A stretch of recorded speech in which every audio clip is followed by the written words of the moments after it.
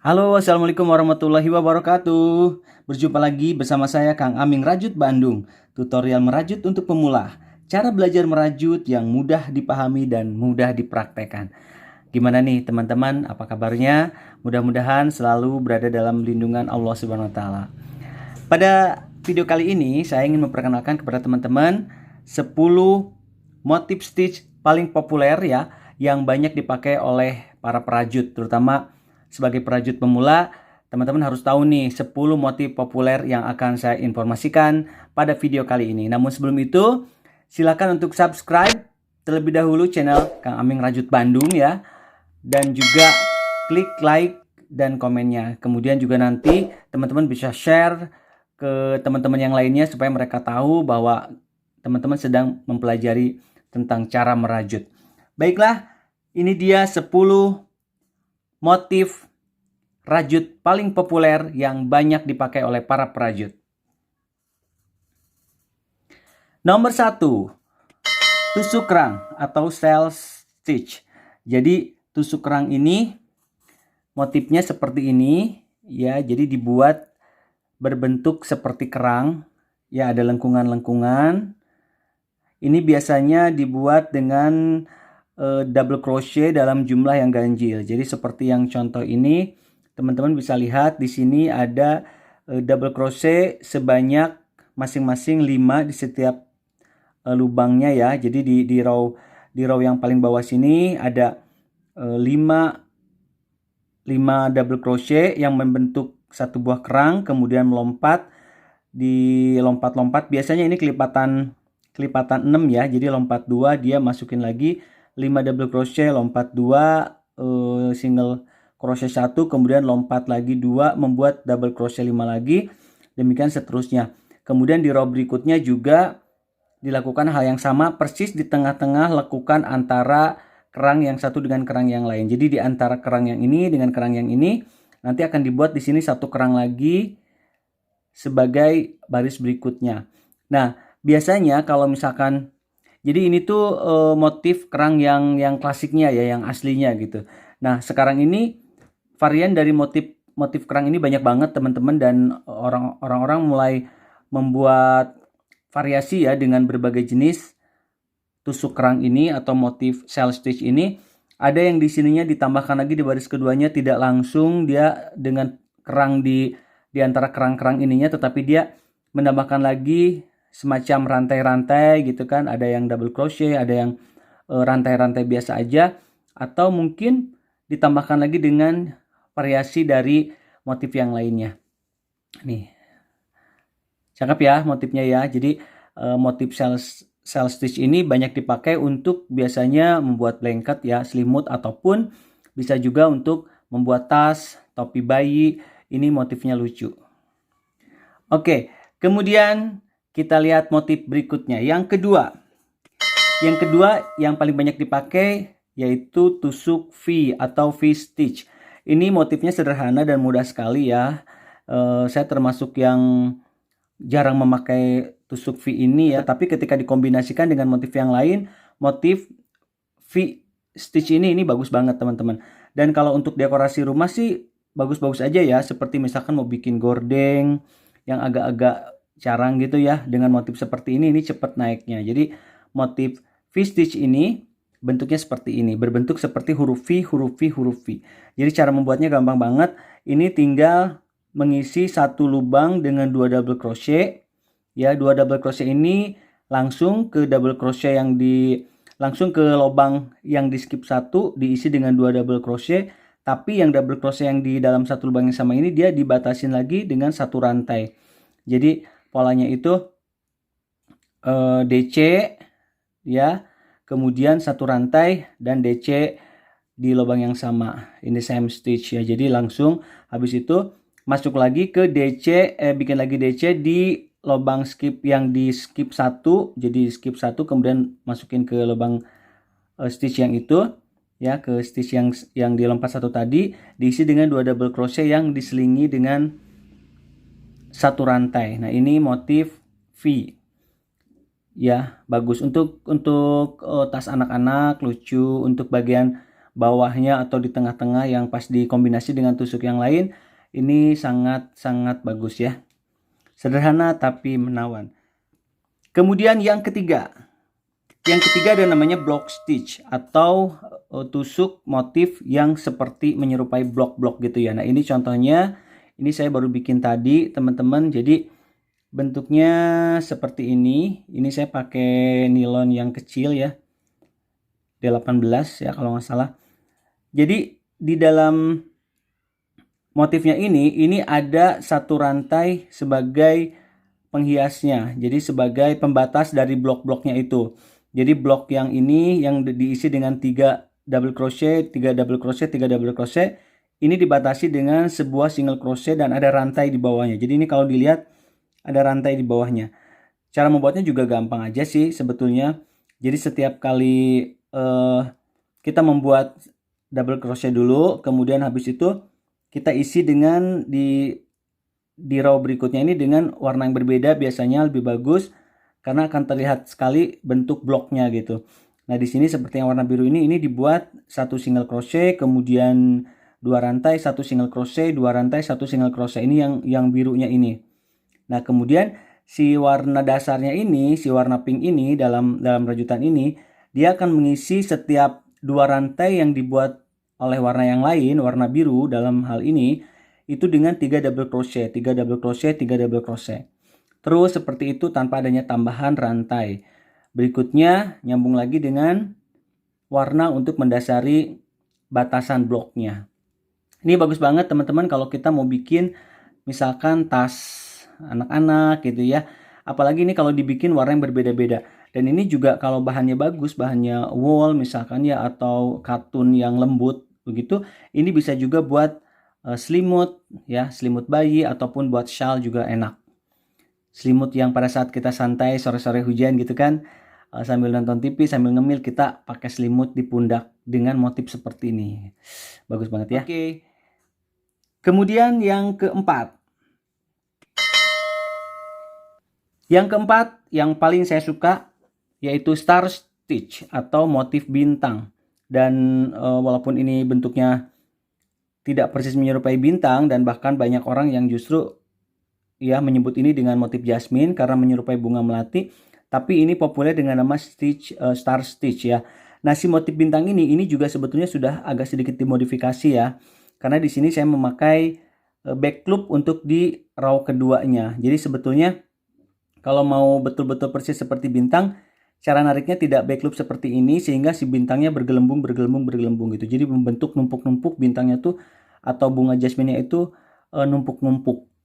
Nah ini bagus banget ya teman-teman. Ini bisa dipakai untuk berbagai jenis karya rajutan ya. Buat tas, buat sendal, sepatu juga bagus. Buat rok juga kalau bahannya tepat ya, ataupun kardigan ini bagus sekali. Ya, saya pernah membuat tas dengan motif seperti itu. Nah contohnya ini. Ini juga dengan menggunakan motif star stitch ya, dan star stitch ini saya nggak pakai back loop ya, saya langsung pakai motif yang star stitch yang klasiknya. Dan ini ada sedikit modifikasi sebetulnya karena ada satu tarikan yang tidak saya ambil dari belakang tapi dari depan. Tapi ini juga sangat bagus ya, terlihat sekali motifnya, motif seperti bintang ataupun bunga jasmine.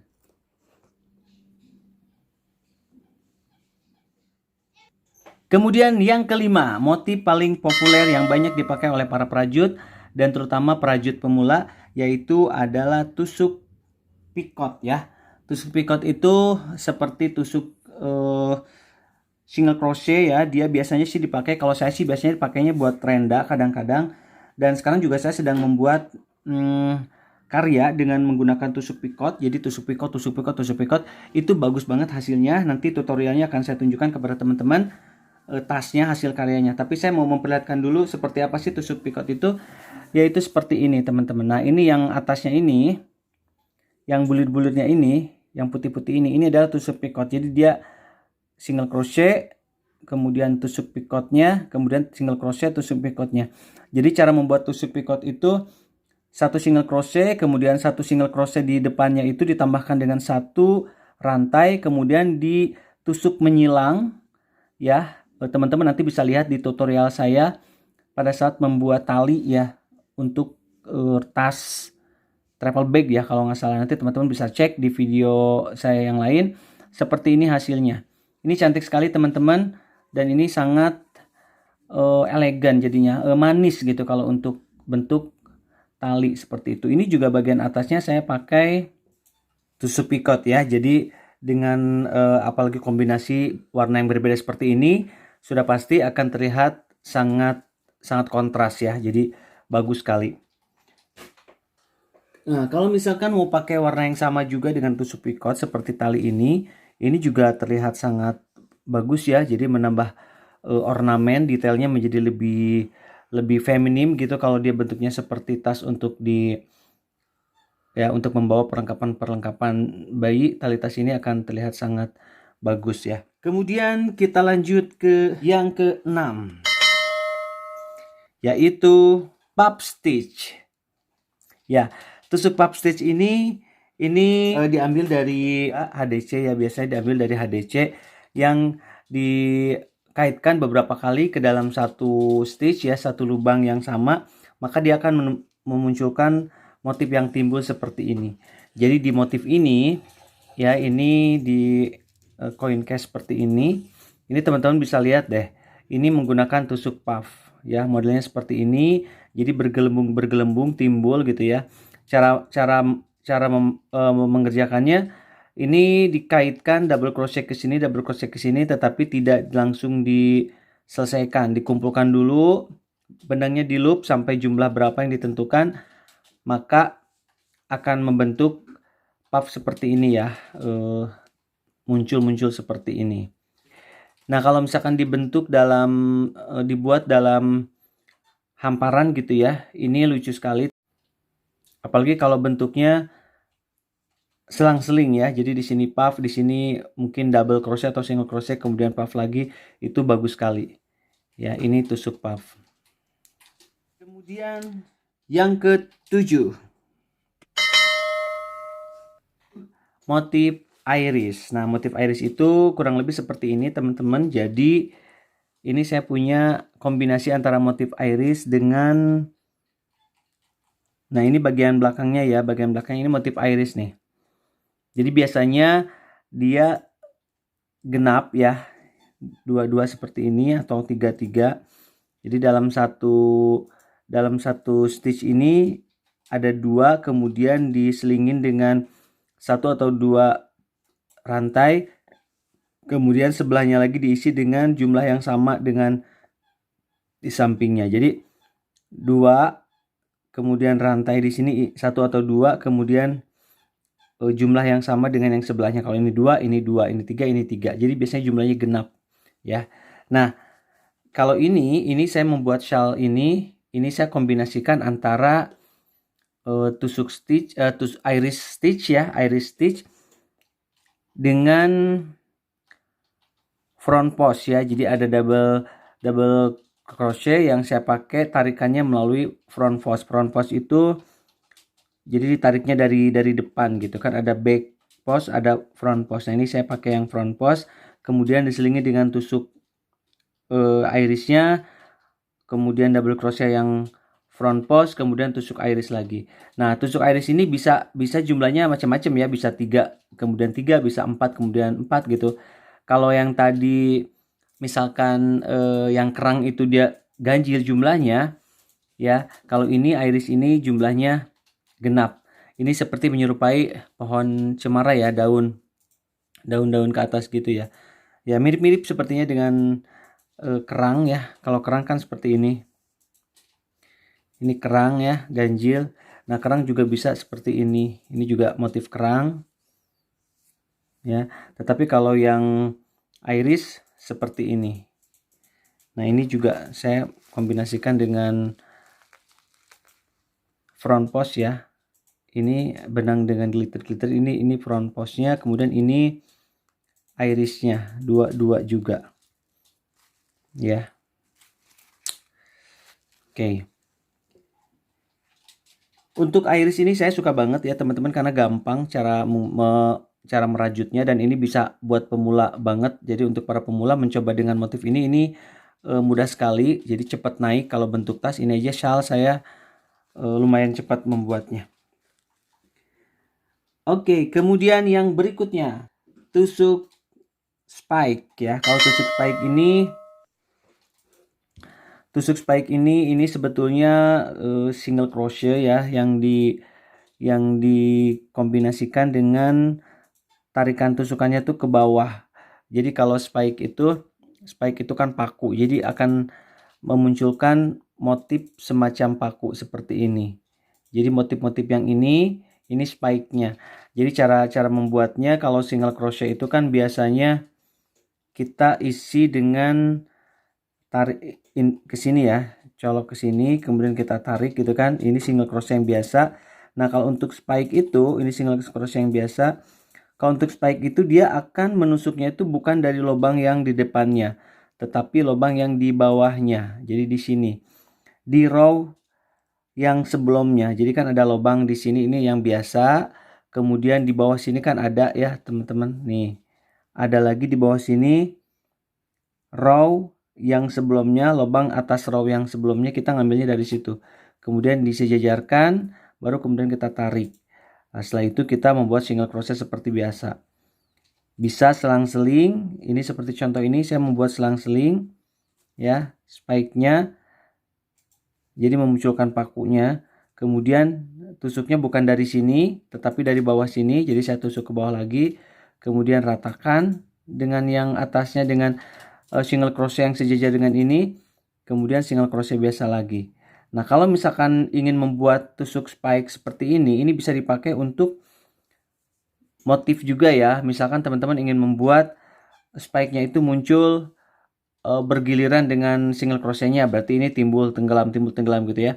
Tapi kalau misalkan si spike-nya ini ingin membentuk sesuatu, misalkan berbentuk huruf V atau misalkan berbentuk semacam piramida gitu ya, atau berbentuk belah ketupat atau apa, ini bisa banget. Jadi nanti di sininya tinggal diatur aja berapa kelipatannya, kemudian misalkan single crochet, kemudian tusuk spike, single crochet, tusuk 5 lagi, kemudian tusuk spike lagi ya. Jadi nanti pas yang di atasnya mungkin tusuk spike-nya bergeser ke sebelahnya lagi atau ke sebelah sebelumnya. Jadi nanti berbentuk seperti ya motif tertentu dengan spike gitu. Jadi si spike ini tuh bisa dimodif sedemikian rupa, bisa juga diatur letak spike-nya mau di mana supaya nanti ketika motifnya timbul ya akan terlihat seperti menyerupai sesuatu. Misalkan membentuk huruf, misalkan membentuk kotak-kotak segi